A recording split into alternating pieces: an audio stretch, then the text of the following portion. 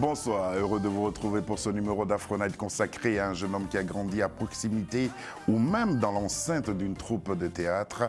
Il est arrivé aujourd'hui du Canada où il vit pour participer à cette émission. Et puis lui, avec le temps, il a opté pour la musique et la chanson.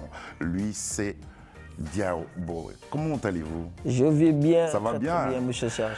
Ça fait plaisir de vous avoir. Et moi aussi. Diao. Ça fait vraiment plaisir. Ça n'a pas été long le voyage? Un peu, mais ça va. Ouais. Pourquoi vous êtes à Paris? Parce que je viens de sortir un album. The Village. The Village album. Et je suis en phase de promotion médiatique. Promotion médiatique. Vous avez bien fait de choisir Télé Sud. Merci. Toute l'équipe se joint à moi pour vous souhaiter la bienvenue à Afro Night.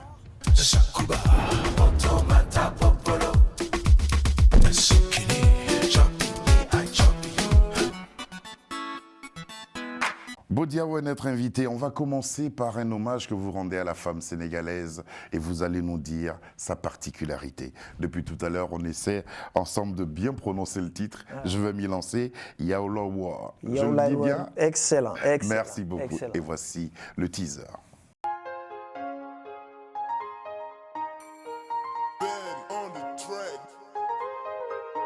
Yangi may suppal do ma sepp dima togal yap te do ma yap dima damp te do ma dam dima jaral so te do ma so ay tak nga sa musur yag tara sa gor jamono ñoma ba legi tak nga sa musur yag tara sa gor jamono. Quelles sont les particularités de cette femme que vous recherchez? Ah, je peux en parler beaucoup, mais juste pour dire que c'est des femmes extraordinaires. Les femmes sénégalaises. Ouais, aussi. Celles que vous vantez à travers ce titre. C'est normal, si on ne les vend pas, si on n'essaie pas de promouvoir la femme sénégalaise, je pense qu'il n'y a personne qui va le faire pour nous. C'est des femmes vraiment très à l'aise de prendre soin de l'homme africain et elles sont vraiment... Chapeau à eux. S'inspirer par votre mère, je suppose, qui a été à vos petits soins et tout ça. Effectivement. La femme africaine en particularité... elle travaille beaucoup. Beaucoup, ouais. Effectivement. On ne fait pas très souvent attention, mais elle travaille beaucoup. Effectivement. L'éducation des enfants, tout. Nourrir la famille, voilà. Même jusqu'à faire certains commerces pour venir aux besoins de la famille. Effectivement, sans compter le charge mental, d'autres qui veulent partir en entrepreneuriat, c'est beaucoup de choses. Revenons à papa. Comment son appartenance à la troupe théâtrale d'Arecoq vous a influencé? Je peux dire que tout est parti de lui parce que dernièrement j'ai su même que le jour de mon baptême, c'était vraiment une troupe théâtrale. Parce que tous les artistes étaient là et c'était la fiesta. Donc je suis né, je peux dire, devant l'écran. Et je comprenais... Dans la troupe. Exactement, dans la troupe. Je ne comprenais pas en tant que jeune. Les gens venaient à la maison regarder papa à la télé et moi ça me fascinait. Parce que je partageais la vie quotidienne. Mais à chaque fois que je le voyais à la télé, je dis mais c'est la même personne, les gens l'aiment, mais moi je ne comprends pas. Il faisait partie d'une troupe qui faisait des sketchs à la télé, des Exactement, c'est les précurseurs, c'est eux qui ont démarré tout ce qui est film et théâtre au Sénégal. Donc c'est quand même des d'Arecoq. Ils sont toujours... je crois savoir qu'ils sont en train de remonter la troupe pour repartir à nouveau. Oui, il y avait quand même un bon moment de silence, mais je pense que l'État a beaucoup travaillé pour les faire revenir. Et Inch'Allah, au mois de 2025, ils seront sur les grands écrans. L'humour, la comédie ont été les premiers choix, évidemment. Effectivement. Et vous-même, vous avez appartenu à un petit ensemble d'humoristes. Effectivement. Même aujourd'hui, les gens me disent tu as raté ta vocation parce que toi, tu es un comédien. Mais maman ne voulait pas. Parce que, elle ne voulait pas? Du tout. Parce qu'il y avait trop d'attention sur papa. Et maman n'avait pas trop son intimité aussi. Et voilà, c'était ça, vivre avec une star. C'est ça. Ça va être votre cas bientôt. Et comment, à quel moment chanter et la musique ont pris le pas? Je pense que ça a toujours été à l'intérieur de moi jusqu'au moment où j'ai commencé à voyager. Parce que comme maman était là sur la défense, toujours à dire non, je ne veux pas d'autres personnes publiques. Et à partir de ce moment, ça a commencé à se manifester. Mais j'ai des oncles qui me disaient quand j'étais jeune, ils me disaient toujours que toi, tu vas finir par chanter. Parce que quand tu étais en colère, tu chantais. Quand tu étais content. Tout le temps. Et vous chantiez quoi? Est-ce que vous vous souvenez? J'étais très doué de reprendre tout ce que j'entendais. Même à Et l'école. très éclectique aussi. Facile. C'était facile pour moi, donc je pense que c'est parti. C'est quoi les artistes que vous reprenez? Des Sénégalais, des internationaux? Oui, Youssou N'Dour, beaucoup. Bob Marley, même à bas âge. Justement, dès que vous avez débuté, vous avez eu la chance. Et qu'est-ce qui vous a permis justement de collaborer avec Yann Alex, Didier Awadi, Positif Black Soul du Sénégal? Qu'est-ce qui a permis cela? Ça, c'est peut-être le bon Dieu qui les a amenés sur mon chemin, parce que parlant de Positive Black Soul, j'ai un peu appris en chantant dans leur musique quand j'étais jeune. Et par la suite, la vie continue. Je me disais que ça ne suffisait pas juste d'être le fils d'un tel. Il fallait apprendre, et les voyages en Jamaïque et tout m'ont donné quand même un peu de crédibilité jusqu'à un moment donné. Ces artistes que j'ai rêvé de rencontrer et de collaborer m'ont fait confiance et ils m'ont dit, mais écoute, il faut absolument qu'on fasse quelque chose. Et c'était le moment. C'est eux qui vous ont incité à faire. Effectivement. Et puis, C'est ma blonde, Hypnotize et Yaola World, dont on a vu tout à l'heure le teaser. Que représentent ces trois titres pour vous? Parce que ce sont ces titres-là qui vous ont fait connaître d'un certain public. Effectivement. Parlons de C'est ma blonde, qui est une expression québécoise qu'on utilise, qui signifie ma copine. Ouais. Donc, arrivé au Canada, je voulais trouver une façon de me démarquer. Et pour me démarquer, il fallait trouver des stratégies. Parce que moi, ma vision était de vraiment faire une carrière internationale, et j'avais trouvé le filon. Et C'est ma blonde a beaucoup joué, beaucoup au Québec. Titre de l'été. Ouais, effectivement. Donc par la suite, en Jamaïque, c'était dans le même album, Hypnotize, L'amour n'a pas de frontières. Il y avait 3 titres. Effectivement. Donc tout ça font partie de ce beau projet-là qui s'appelait Vivre. Vivre. On va voir la pochette là, parce que ce que vous dites sur simplement la pochette de Hypnotize, voilà, les 3 L, c'est Love, laugh, rire, et puis vivre. Ouais, c'est ça. En tout cas, bravo. On va maintenant vous entendre, parce que les téléspectateurs se disent pourquoi Serge est-il aussi content de recevoir Bodiao. Écoutez ces 2 titres-là que nous avons compilés pour vous, Hypnotize et Yaola War.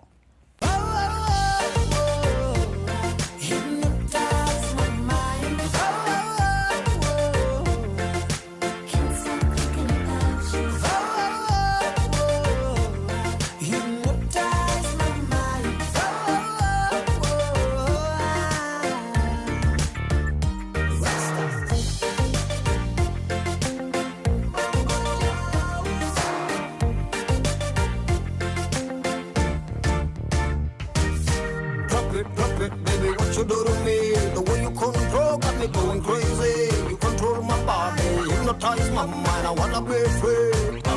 On dirait que tu m'as fait du voodoo au pays des marabouts. C'est ton visage que je vois partout, même sur mon corps, comme un tatou.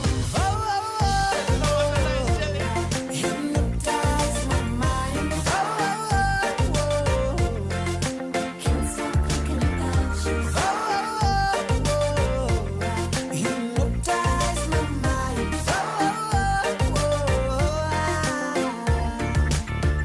Y'a rien qui te ressemble. Quand je te vois, je tremble. On dirait que tu m'as fait du voodoo. Tu maîtrises mon âme, ta beauté me désarme. Can't stop thinking about you. Y'a rien qui te ressemble. Quand je te vois, je tremble. On dirait que tu m'as fait du voodoo. Tu maîtrises mon âme, ta beauté me désarme. Oh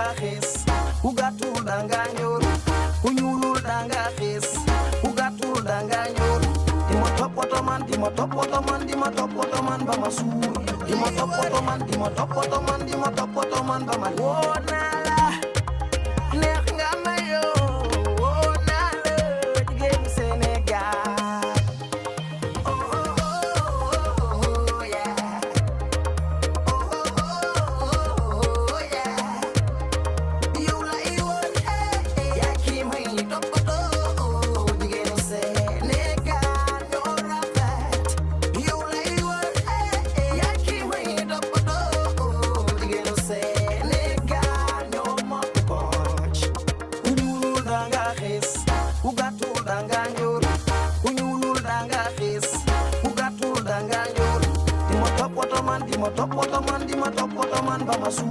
Dima topoto man, dima topoto man, dima topoto man, bama leer. Joli. Ah, Joli. super. Définissez, c'est quoi le rythme? C'est un peu afrobeat Oui. mélangé avec du mbalax, la rythme de chez nous. Ouais. Et cette pièce a été faite par un Malien, un jeune talentueux qui a déjà travaillé avec la production d'ici. Parce qu'au niveau des chœurs, il y a un rythme Ouais. qui est Entraînant. très urbain et Ouais. tout ça. Ouais. En tout cas, bravo. Merci Que beaucoup. vous ont permis d'accomplir ces chansons-là? Mon ami, mon frère, DJ Awadi, avec le studio Sankara, qui a fait la production et j'ai enregistré l'album aussi là-bas. Au Sénégal. Hein? Oui, oui. Au Ça, c'est Sénégal. le clip aussi a été fait tourner au Sénégal.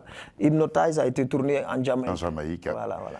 Et avec ces chansons, vous avez réussi à vous imposer. Effectivement, parce que c'est ça aujourd'hui qui définit Bodiao, c'est les voyages et les rythmes d'ici et d'ailleurs.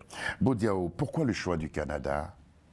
Je pense que le Canada m'a choisi, je n'ai pas choisi le Canada. Parce qu'il y a une Canadienne qui est venue jusqu'à mon quartier, banlieue. Elle est venue me chercher, elle m'a dit, toi il faut que je t'amène.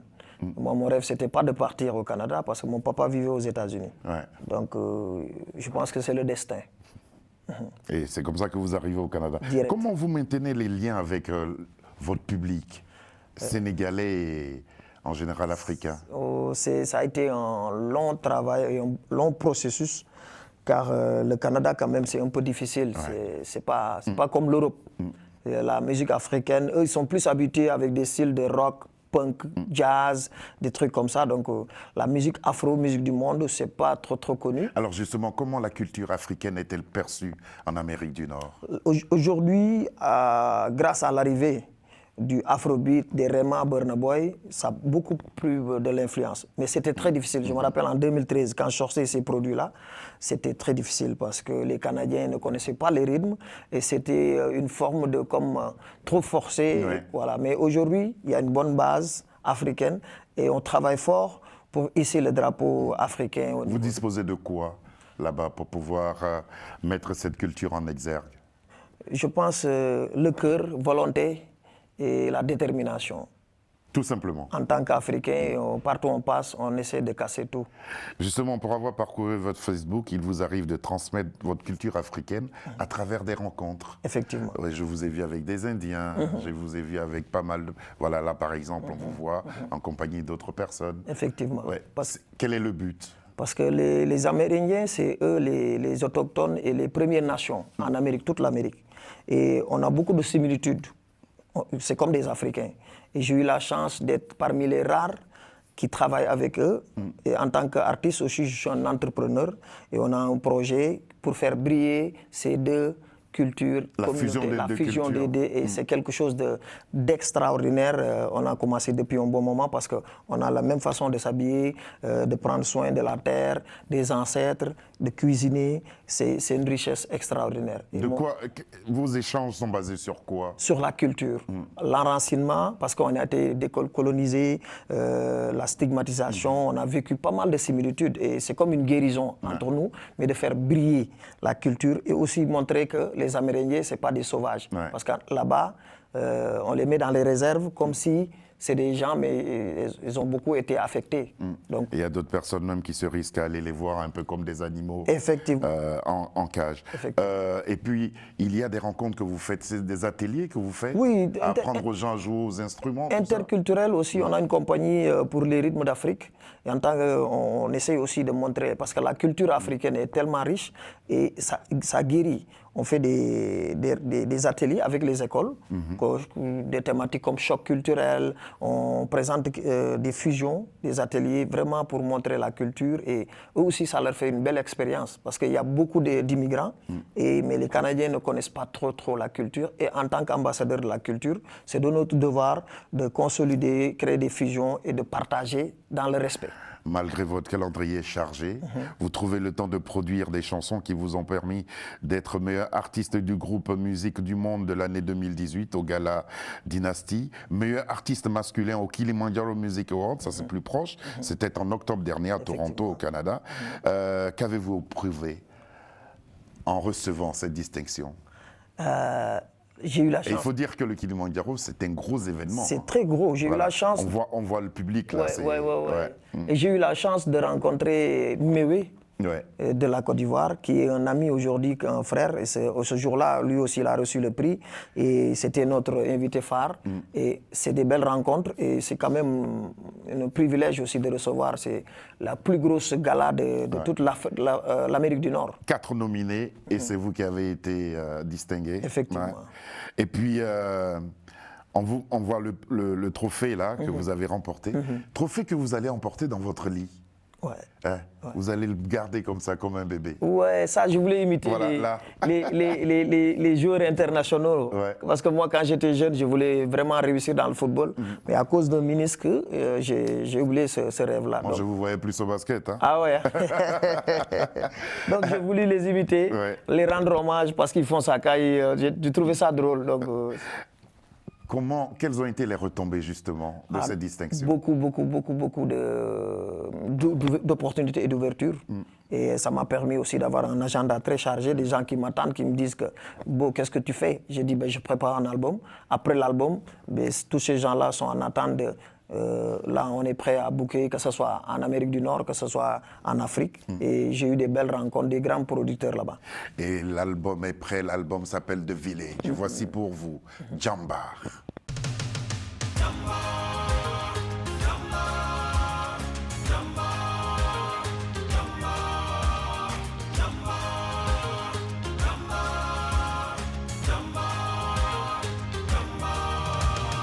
Jambar dawul dafa daani doole. Jambar dawul dafa daani doole. Jambar dawul dafa daani doole.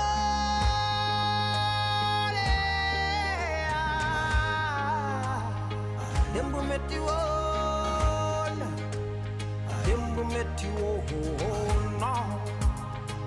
Dembu metti woon na ci sunuy maam maamaati maam. Dañu jël sunuy maam yóbbu leen def leen ñoom ay jaam. Teewul ñu dund yàgg fee ba ñu doon tey ki ñu doon. Jambaar dawul dafa daani doole.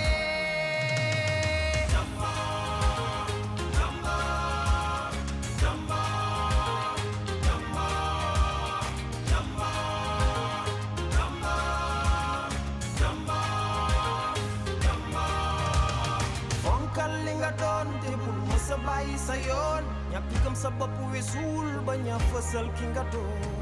Sama der bu ñuul bi ñuul ba mel ni këriñ. Moom lay tiitaroo, moom lay ndamoo. Sama der bu ñuul bi ñuul ba mel ni këriñ. Moom lay tiitaroo, moom lay ndamoo. Sama der bu ñuul bi ñuul ba mel ni këriñ yaay. Moom lay tiitaroo, moom lay ndamoo.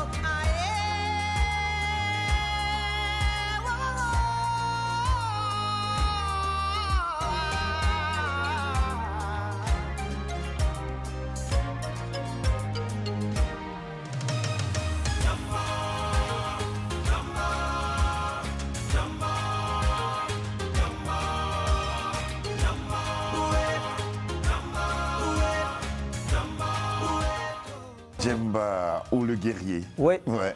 En tout cas, magnifique clip. Hein. Merci beaucoup. Est-ce par, je sais pas, est-ce le mal du pays ou par nostalgie que vous avez produit cette chanson? On peut dire les deux. C'est un mélange de beaucoup de choses. Parce qu'au début, on voit un père qui raconte une histoire à son enfant. Effectivement, parce qu'on voulait illustrer notre histoire en tant qu'Africains, montrer que nos ancêtres nous ont laissé un héritage qui est extraordinaire. Et c'est grâce à eux, peu importe qu'est-ce qu'ils ont vécu, on a su remonter les choses. Et c'était de montrer aussi dans l'histoire de Jambar, le petit qui voulait prendre le relais, lui dire va apprendre l'école de la vie. Il a grandi dans la forêt avec des épreuves et quand il est revenu... Une sorte d'initiation. Exactement. Là, on lui dit là tu es prêt à rentrer, c'est-à-dire l'école de la vie. Alors, pourquoi ce titre ne figure pas sur The Village? parce que je vous réserve une surprise et j'ai eu un contrat qui n'est pas trop clair parce qu'il y a un film qui veut l'utiliser, donc je l'ai mis un peu de côté. On est en négociation. Vous êtes en négociation. Vivement que les choses aboutissent. Alhamdulillah. On va maintenant revenir à l'album qui nous réunit, The Village. Le lancement a eu lieu le 9 novembre dernier au Canada. Comment s'est passé justement ce lancement? Voilà, un grand succès, extraordinaire. Ouais. Un grand succès. Ça s'est bien passé. Le public était présent. Tout le monde était présent. Il y a des gens qui ont quitté Las Vegas, qui sont venus voir le... Il y en a même qui sont venus de Paris. J'étais très surpris. Ouais. En combien de temps vous avez bouclé cet album? Je peux dire 5 ans. 5 ans. Il vous a fallu 5 ans. Ouais. Avant le Covid. Voilà, jusqu'à maintenant. Alors, dans quelles conditions et dans quel état d'esprit vous avez produit cet album-là? Parce que je tenais absolument à faire quelque chose qui me ressemble, avec tous les voyages, toute l'expérience que j'ai eue, même en étant jeune. Et aussi montrer quelque chose. Après l'arrivée du Covid, je trouvais que les gens tout le monde était divisé. C'est vrai. Et j'avais envie de créer un village où on dit que The Village. The Village est un monde, le monde est un village en miniature, où chaque chanson va avoir une représentation de cette idée. Et c'était de créer la fraternité entre nous et de mélanger l'anglais et le français et de partir aussi pour vendre la destination sénégalaise avec le Wolof. Et vous avez trouvé le titre avant la production ou c'est venu après? C'est après, vers la fin. Parce que le début, j'avais comme idée héritage. Mais plus j'avançais, il y avait The Village qui était dans ma tête, mais je n'étais pas trop sûr. À la fin, après qu'on a eu une réunion en groupe, du The Village, ça pourrait être extraordinaire. Un héritage, ça comporte la culture, ça comporte beaucoup de choses. Quels sont les instruments que vous avez mis en exergue à travers les différents titres? Ici, il y a la kora, qui est vraiment l'instrument le plus un peu emblématique, présent avec nous, Mukunda Sissoko, mon frère, je le salue, un grand monsieur, et le tama aussi, qui a participé à un instrument de chez nous, et des mélanges de rythmes, comme je suis parti aussi un peu au Congo, avec des guitare. Voilà, le seben, on a essayé de jouer rythme, la rumba associée avec le mbalakh. J'ai essayé d'aller amener reggae dancehall avec le style, j'ai essayé d'amener du pop avec Bojao, donc c'est tout un univers de Village. C'est un album éclectique. Extraordinaire. Extraordinaire, comme vous dites. Nous, on a eu l'occasion d'écouter l'album et puis on s'est dit, mais pourquoi il choisit pour premier extrait Laisse-moi? Laisse-moi, une très bonne question, parce que en tant qu'artiste, je peux dire, je suis quelqu'un aussi qui est toujours pour défendre les droits des femmes. Et dans cette chanson, je rends hommage aux femmes parce que c'est un cri de cœur d'une femme qui vit dans une relation et qui nous montre que être en relation, l'amour, c'est pas synonyme de souffrance. Et aussi, aujourd'hui, souvent, on reste dans une relation où il y a beaucoup de trahison, qui n'a pas de respect. Et je dis, si tu ne l'aimes pas, laisse-la partir, parce qu'il peut te retrouver une autre vie. Même un chien que tu as adopté, si tu ne réussis pas à le dresser, voilà, laisse-la juste aller. Il faut le laisser partir. On va vous entendre, et c'est une exclusivité pour Global Télé Sud. Voici venu Laisse-moi, Beau Diao.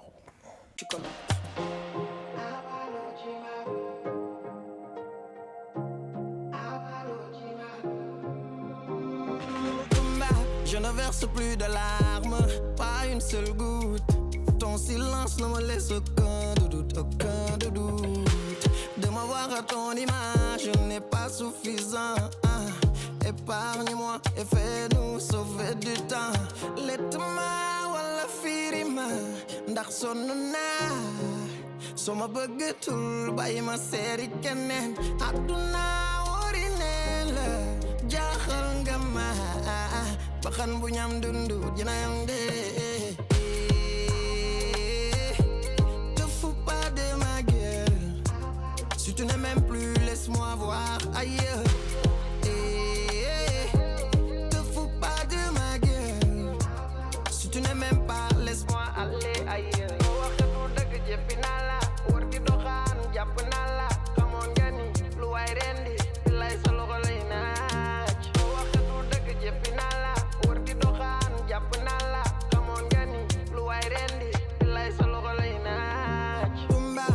Xol xam xam ne baadoola nga xanaa mënuloo xool nu mu konda moom gor la àdduna du neex ba mu war la tumba ku la xool xam ne baadoola nga xanaa mënuloo xool nu mu konda moom gor la àdduna du neex ba mu war la yàlla rëbb na bépp góor buy toroxal jigéen dañ leen war a suturaal bàyyi di leen toroxal lett ma wala fiiri ma ndax sonn naa su ma bëggatul bàyyi ma seeri keneen àdduna wari neen la jaaxal nga ma baxan bu ñam dundu ginam de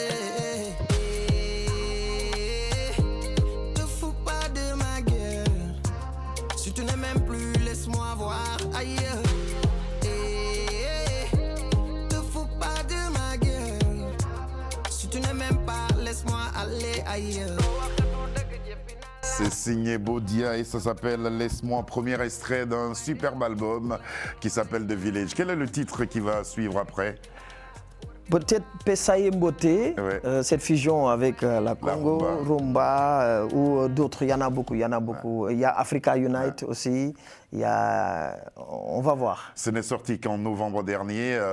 Ça fait même pas 10 jours. Ça fait pas 10 jours. Comment le public l'a accueilli, vos fans? Ça fait plaisir. Ça vous donne envie de faire un spectacle ici Bien ou au sûr, Sénégal? Bien sûr, de servir. Le repas est prêt et on va commencer à donner. Il faut le partager. Ouais, c'est ça. Merci beaucoup Bodia d'être venu jusqu'à nous. Un grand merci à Aïssatou qui a permis justement cette rencontre. Effectivement. Et puis on croise les doigts pour que cet album connaisse un franc succès. Merci. Parce que vous le méritez. Merci beaucoup à vous pour Je vous en l'invitation prie. à la télé Ouais. et à Bestland Communication Agency de Aïssatou. Merci. Merci à vous d'être venu. Retenez le nom de l'artiste, c'est Bodia et l'album n'est autre que Village parce que pour lui, le monde est un village en miniature qu'on peut retrouver à travers les titres de sa chanson. Cette émission a été réalisée par Romain. On a eu beaucoup de plaisir à être en compagnie de Bodia. D'ici là, portez-vous bien. Soma bëggatul bàyyi ma seeri keneen àdduna wari neen la jaaxal nga ma baxan bu ñam dundu dina yam de